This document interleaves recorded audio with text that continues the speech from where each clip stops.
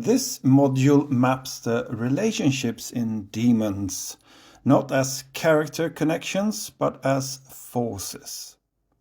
Who needs whom? Who uses whom? Who misreads whom? This is where the novel stops being a story and becomes a structure. Before we map the relations, we need to understand the voice that presents them, because it is already inside the system it describes. The narrator is not outside the novel, he is inside it. He knows the town, he knows the people, he was there. But he does not see clearly. He reports events, but only as he understands them, and his understanding is partial.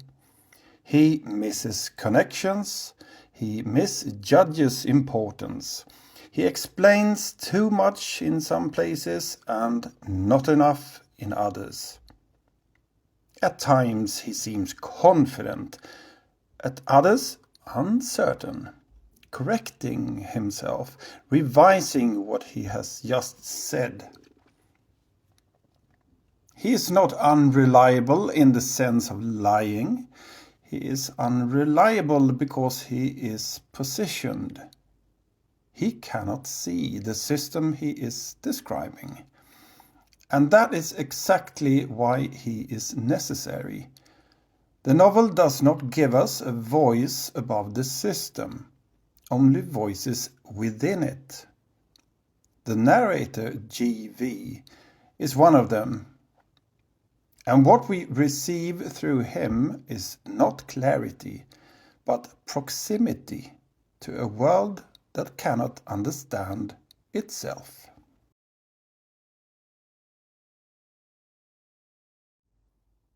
This is the principle that organizes the relations in the novel. At the center, almost nothing. Around it, everything else. Stavrogin does not produce meaning. He does not declare a position. He does not impose himself.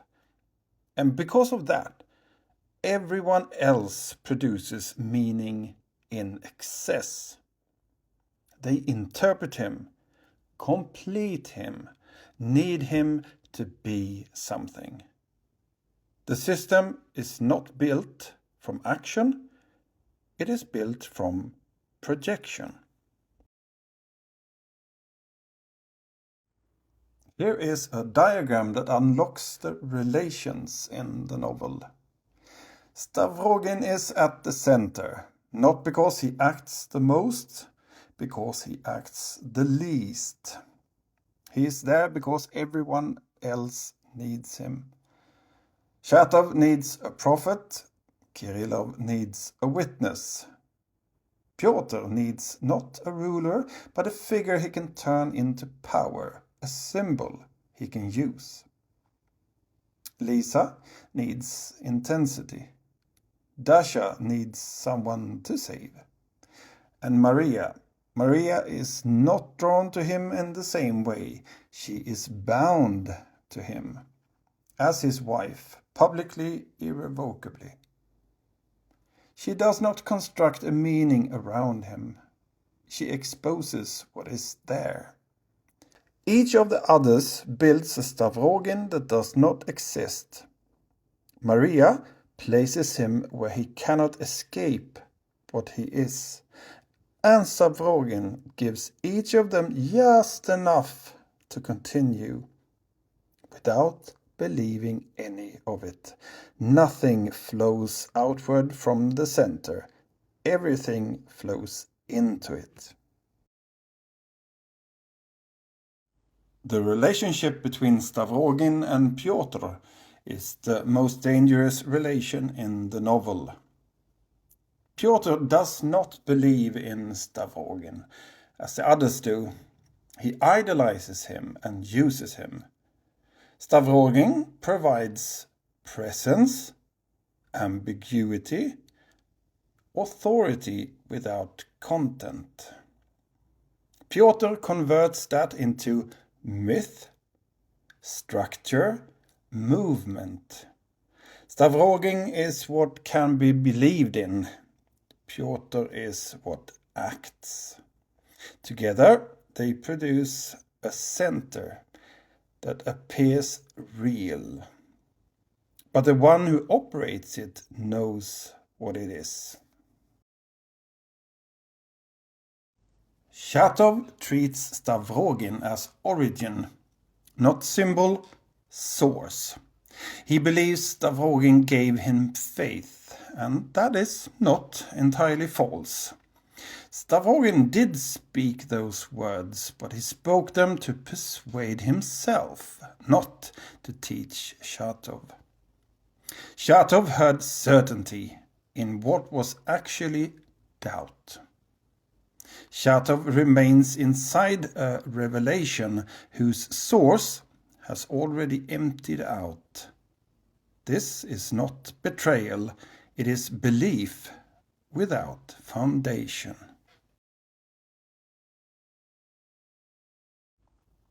Kirillov takes an idea to its end. If God does not exist, man must become God. And the proof is action, not thought. Kirillov believes this came through Stavrogin, but Stavrogin does not follow it. He stops at possibility. Kirillov continues. Kirillov is what happens when an idea is not interrupted.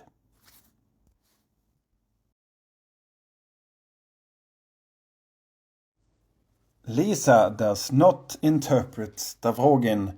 She goes toward him. She hears what has happened around him, the stories, the violence, the uncertainty, and that is what draws her. Not who he is, but what happens near him. She wants to be there when something breaks. Intensity, risk, the sense that something irreversible is about to occur. This is not belief, it is movement toward a situation that cannot stabilize but must be lived through.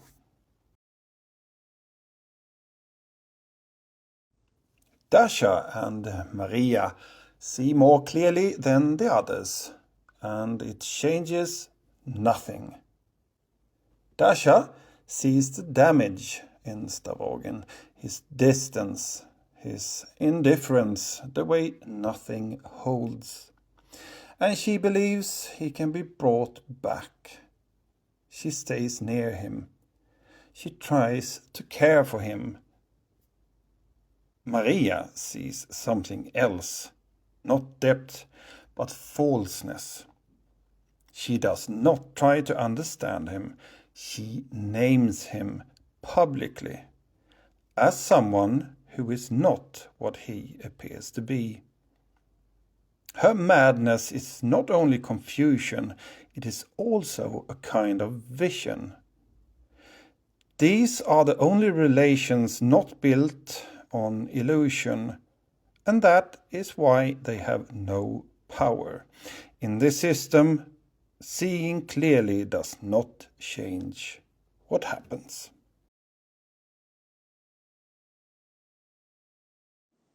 Stepan is the father. Pyotr is the son. Stepan produces language, progress, humanity, beauty. He believes in it, but lightly, without necessity. Pyotr inherits that language and removes everything that made it human. What remains is usable. Where the father speaks, the son acts. This is not opposition. It is continuation under new conditions. Varvara is the patron. Stepan is the dependent. She sustains him, financially, socially. She gives him a place to exist. And because of that, she owns the terms of that existence. Stepan performs for her. His language, his sensitivity, his refinement, all of it takes place under her gaze. She elevates him and diminishes him at the same time. What looks like admiration is also control. And over time, something shifts. Her tolerance becomes irritation. Her admiration turns. What remains is a kind of contempt for the man she has sustained and who cannot exist without her. This is not simply a relationship, it is structure, dependence that produces resentment on both sides. This is one of the central relations in the novel, and one of the most unstable. Varvara Stavrogin is the mother, Nikolai Stavrogin is the son. She claims him, socially, emotionally, completely. He does not refuse that claim, but he does not return it. Nikolai Stavrogin provides presence, status, a center she can organize around. Varvara Stavrogin gives devotion, control, a constant demand for response. But nothing real passes between them. No recognition, no reciprocity. What appears as closeness is sustained from one side. She holds him, but cannot reach him. This is not conflict. It is something colder. A bond that exists without connection.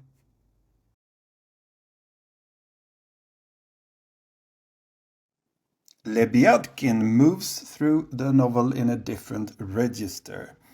He drinks, he talks, he reads his poetry aloud. He appears ridiculous, uncontrolled, peripheral, but he is connected to everything.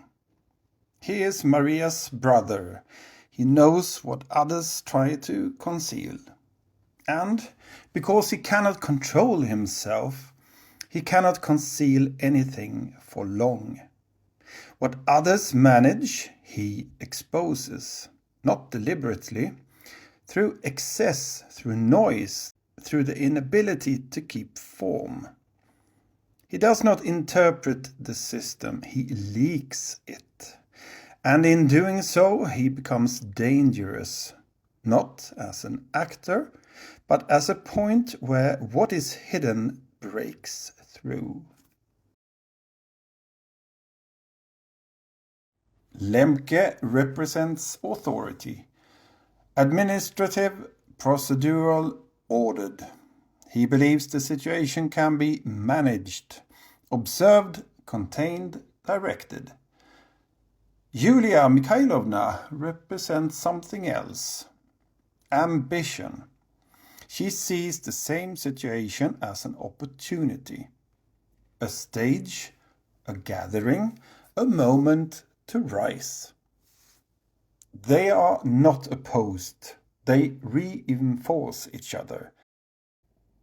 Authority believes it is in control. Ambition believes it can use the moment. But neither sees... Fan, detta är svårt. Jag tar om det igen. Authority believes it is in control. Ambition believes it can use the moment. But neither sees what is forming beneath them. They respond to events, to appearances, to what can be managed, while the system moves beneath them. This is not failure of intelligence. it is failure of perception. Power does not collapse here. It remains in place without understanding what it governs. The cell is not built on belief. It is built on participation. Pyotr does not recruit agreement. He manufactures involvement. A meeting, a harmless errand, a small task that crosses a line. Each member becomes bound, not by ideas, but by what they have already done. Once that line is crossed, there is no clean exit. To leave is to expose oneself. To stay is to go further. So they remain. And the structure sustains itself by tightening the exits. The police and the investigating commissioner stand at the edge of the system. They are not drivers, not believers, not operators. They arrive after. They observe, they listen, they collect fragments, names, events, contradictions. Where others are inside the movement, they try to step back, to reconstruct what is happening, to untangle the relations. But what they face is not a story. It is a system that does not present itself clearly. Every account is partial. Every explanation arrives too late. They move toward clarity, but the structure resists it. What they produce is not understanding, only a clearer sense of how difficult understanding is. There is no symmetry in this system. No one sees the whole. No one stands outside it. Everyone misreads Stavrogin. Pyotr uses everyone, and nothing corrects. The system does not stabilize. It accelerates. Belief leads to action. Action binds. What is bound does not release. At that point, the structure sustains itself. Until the same structure that required belief begins to consume those who believed. Nothing resolves, there is no release, it only tightens.